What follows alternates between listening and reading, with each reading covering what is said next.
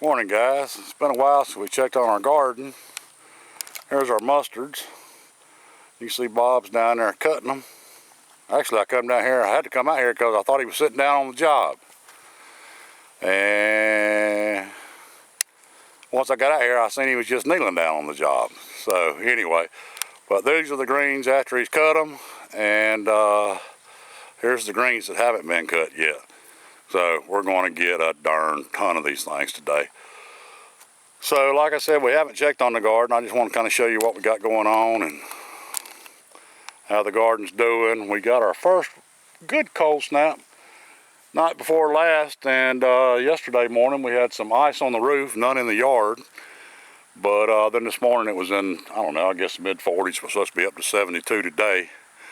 So actually this cool weather's doing these greens good, and these cabbage and this broccoli. And so that's what we're doing. We're going to go ahead and cut the mustards today, and then in the morning I'm going to come out here and fertilize everything good, and we'll go from there. You can see the cows, they're down there on that end. We've just started feeding them hay the last, I don't know, week and a half maybe, just skipping 2 or 3 days in between and bring them a few bales out here. But this is where they got fed yesterday, so they're kind of hanging out, getting any scraps they might have left.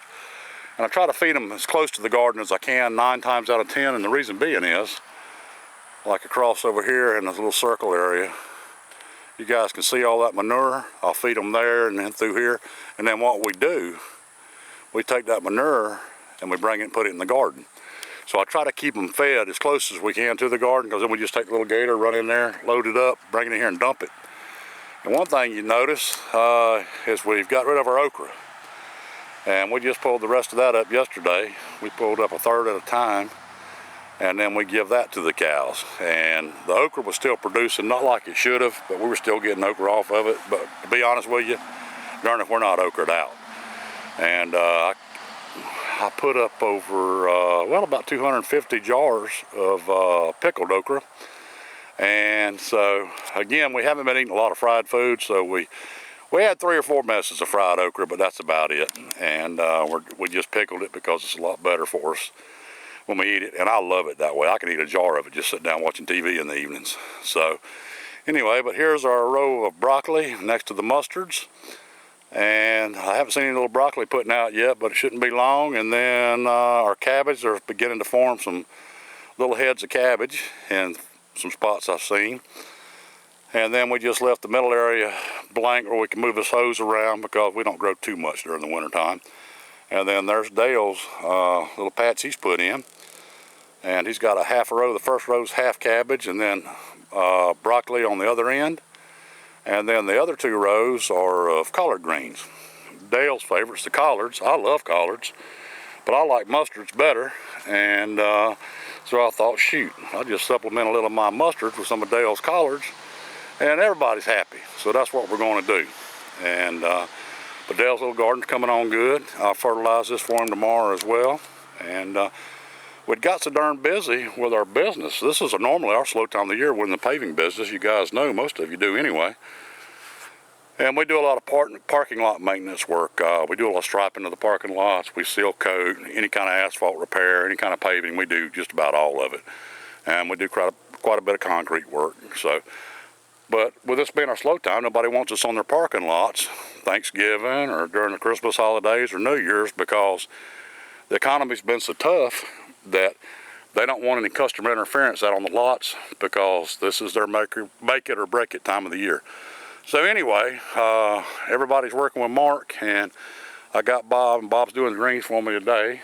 And I've got some other stuff I'm doing, which ain't out here in the garden, but normally we are. And but we've just got so many different irons in the fire. I'm doing some invoices this morning that Mark's finished up. And then that'll wind us up for this year, and then we're going to carry over to the start of the new year. And again, this is normally our dead time, but we were blessed, and we're going to take advantage of it. So anyway, I'm going to close out today with a quick joke for you guys. So, a buddy of mine sent me the other night. It's kind of risque, but really not.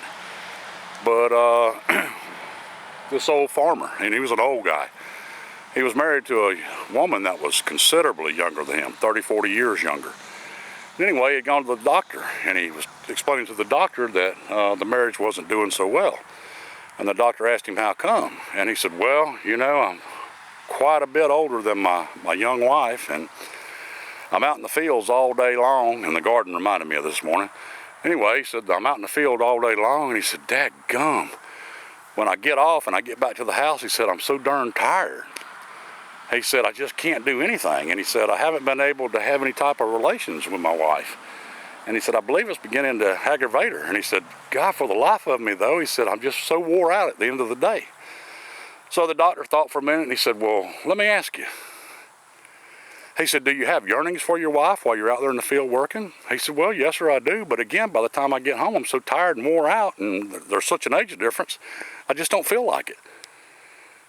Doctor said, well, I'll tell you what you try. He said, if you would, take your rifle out to the field, will you? And then when you get out there and you start having a yearning for your wife, he said, if you'll shoot your rifle up in the air, he said, that'll let your wife know that, hey, you know, I need to go visit with him out there in the field because he's evidently having a yearning for me.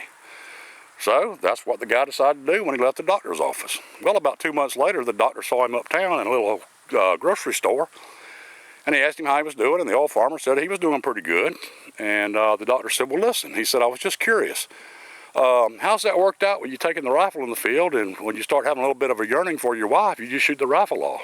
The guy stopped for a minute, hesitated. He said, well, he said, Doc, I got to tell you. He said, that worked just absolutely great for the first 3 days. He said, but then after that, hunting season started, and he said, I hadn't seen her since. So I got a kick out of that, and hope you guys do too. Well, I'm going to let you go, and we're going to spin in one more time and check out old Bob. And listen, we hope you guys had a great Christmas. We wish every one of y'all a happy New Year's. And we hope 2012 is the best year you guys have ever had, and we wish you the best in all things. So you guys take good care. Thank you for watching and supporting us, and God bless every one of you.